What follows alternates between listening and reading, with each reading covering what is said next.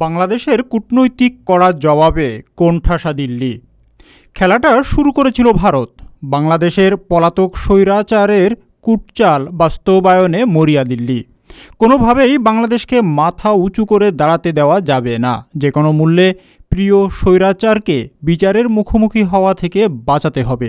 তাই তো দিল্লি একের পর এক বাংলাদেশ বিরোধী পদক্ষেপ নিচ্ছে। সম্প্রতি হঠাৎ করে বাংলাদেশকে দেওয়া ট্রান্সশিপমেন্ট সুবিধা বাতিল করেছে ভারত। 2020 সাল থেকে বাংলাদেশ ভারতের ভূখণ্ড ব্যবহার করে ট্রান্সশিপমেন্ট সুবিধা পেয়ে আসছিল।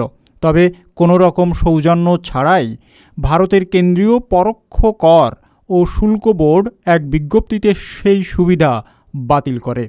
এ বিষয়ে ভারতের পররাষ্ট্র মন্ত্রণালয়ের মুখপাত্র রণধীর জয়সওয়াল বলেছিলেন, তৃতীয় দেশে পণ্য পাঠাতে বাংলাদেশের ট্রান্সশিপমেন্ট সুবিধা 2020 সালে বর্ধিত করা হয়। এর ফলে গত 5 বছরে ভারতের বিমানবন্দরগুলোতে উল্লেখযোগ্য জট দেখা দেয়। তার দাবি, বাংলাদেশের কারণে ভারতীয় রপ্তানিকারকদের পণ্য আটকে থাকছে, বিলম্ব হচ্ছে, সরবরাহ ব্যয় বৃদ্ধি পেয়েছে। সে সময় বলা হয়, ভারতের তৈরি পোশাক রপ্তানিকারক সমিতি দীর্ঘদিন ধরেই বাংলাদেশের ট্রান্সশিপমেন্ট সুবিধা বাতিলের দাবি জানিয়ে আসছিল। এইচপিসি এর চেয়ারম্যান সুধীর শেকড়ি এর মতে, টেক্সটাইল রপ্তানিতে বাংলাদেশ ও ভারত প্রতিদ্বন্দ্বী। বাংলাদেশের ট্রান্সশিপমেন্ট সুবিধা বাতিল করায় এখন ভারতীয় বিমানবন্দরগুলোতে ভারতীয় রপ্তানি পণ্যের জন্য বেশ জায়গা তৈরি হবে। তবে এবার পাল্টা আঘাতে বেহাল দশা ভারতের। নিজেরাও খাদের কিনারায় পৌঁছে গেছে। ভারত এতদিন বাংলাদেশে পেঁয়াজ মারার যে খেলা খেলেছে তাও ব্যর্থ হয়েছে।